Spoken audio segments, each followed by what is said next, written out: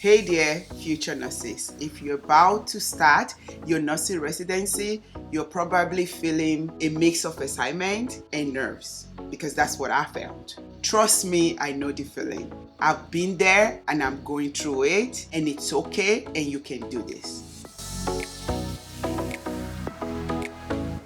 Hello, how you doing? My name is Jumi. I recently graduated nursing school and started working as a nurse. In this video, I'm sharing my personal experience as a new grad nurse in residency, what I learned, what I struggle with, and the tips that helped me to thrive. And I'm still thriving. So let's get started. I'm going to be separating this topic into three. The first one is going to be my nursing residency experience. My residency started right after I graduated and I passed my NCLEX. And let me tell you, it has nothing like nursing school. I remember walking into the hospital on my first day. Keep in mind, this is the same hospital that I did my nurse externship at.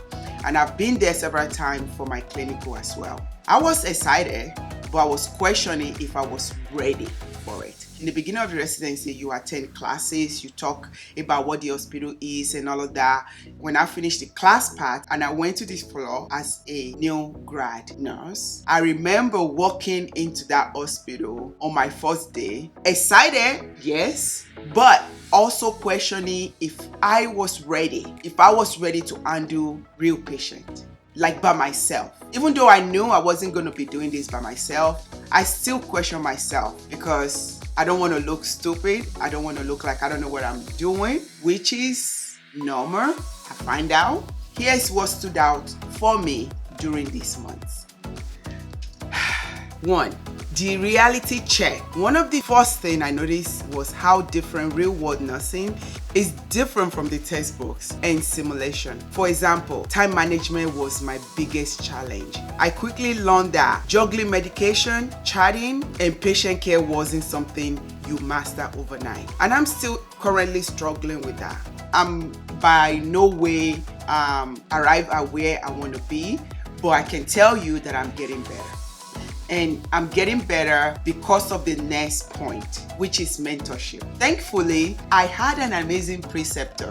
I actually did not have one preceptor. I have multiple preceptors. They all guided me through those first few weeks when I was in a nervous wreck. My main preceptor, she did not sugarcoat anything, but always there for me. She's very sweet. She's a sweet lady. She was there for me throughout when I was doubting myself, when I have to ask questions over and over. She was really patient with me and she makes me feel supported. One day I was really overwhelmed. I think I had 5 patients. She told me take one task at a time. I cannot tell you how much that advice stuck with me till today. Even till today, I still use that because when I get to the hospital and I'm looking at my assignment and I'm looking like, ooh, I reminded myself that I need to take it one task at a time and keep digging at it. And before I know it, it's the end of the shift. And that advice stuck with me. Moving on to the next point. That's the moments of doubt. I don't know. The moments of doubt almost sound like, for me, in my situation, as if it's feel.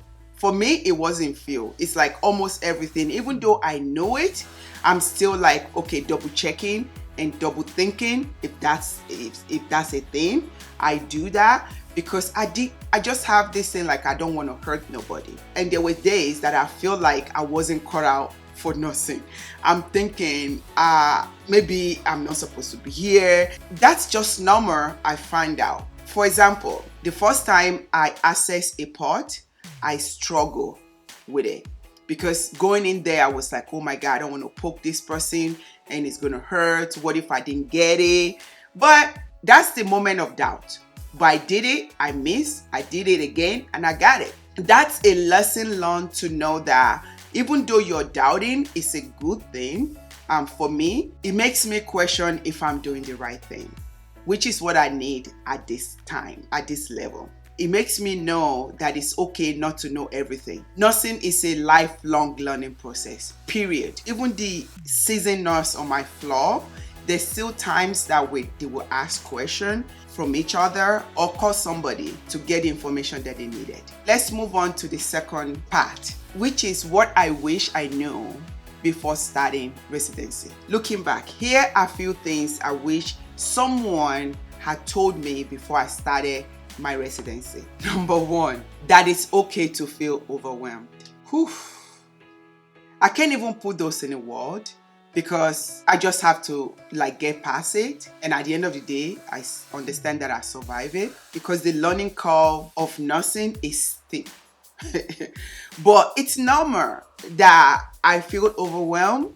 It's normal if you're going through residency that you feel overwhelmed. That's just normal. There's moments that you feel lost, but those moments are where growth is at, because it makes you stop and think about what you're doing, because you already know the information most of the time. You just didn't know how to connect them. The second part of this is communication is the key. Communication is the key. I cannot stress this enough. You need to talk to your preceptor. You need to talk to your co-workers. And you need to talk to your patients. One of the reasons why communication is important is, one, you get to know the real thing that is going on. You get to understand the whole thing, and you get to see other people's perspective or what they have to bring into it, especially your care team. I ask questions. I am not shy. I will ask. Luckily for me, I have asked some co-workers. They are ready to help. They are really good to me and to every other new graduates on the floor. So my preceptor is always there. You need to communicate. You need to let them know what you need. You need to let them know what you're not understanding. You need to let them know what you need help with. And you need to talk to patients. What do the patients want? What do they need? And what you can do about it. It's important to understand that clear communication can prevent mistake and build trust between you and your patient.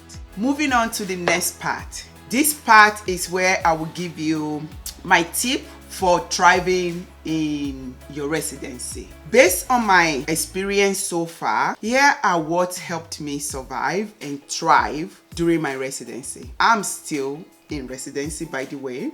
Number one, build relationships. Get to know your team, get to know your patient. The friendship that I built with my coworker made a world of a difference, because it makes it easy for me to talk to them, not just standing alone. It's very important that you build that relationship. Work relationship. The next point is be organized and stay organized. I remember, I think it was the first couple months, I carried this small notebook where I will write down everything, like medication tips, quick assessments related to my floor, the tricks, and anything my preceptor taught me that has to do with what I did not know before. Because what we learn in nursing school, it's way different from what's going on the floor. And each floor is different based on what they're doing. Even though they have a lot of stuff in common, but each floor have what they do in order to care for the patient on that floor. And even up to this point, I still reference that little small notebook, and I have it where I can always go get it if I need to reference it. The next point is be patient with yourself. This one is hard because I remember thinking, oh, how long is it going to take me to be good as that? I will ask somebody, how long have you been a nurse? And they will tell me, I'm thinking, how long is it going to take me to be able to do that, to be able to do all of that? Because it's easy to compare yourself to experienced nurses. But remember, they were once in your shoes. They were once in my shoe. So I decided that I'm just going to focus on my progress. I'm not going to focus on perfection.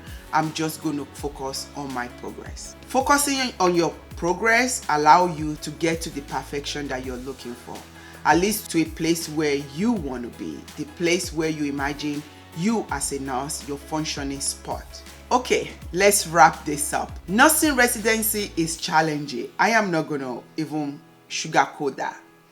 But it's also one of the most rewarding experiences you will ever have. And you can only have that for once. You might have precepting if you're changing floor, but it will not be as intense as a new grad residency. It's going to be okay. You got this. We got this.